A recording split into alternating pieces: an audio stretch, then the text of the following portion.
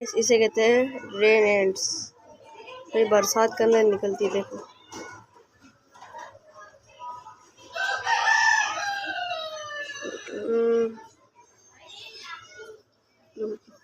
दिखने में बहुत खतरनाक लगती है, लेकिन है बहुत भोली। ये पता, जब बरसात आती है तो उसके अंदर टपकते, पता नहीं।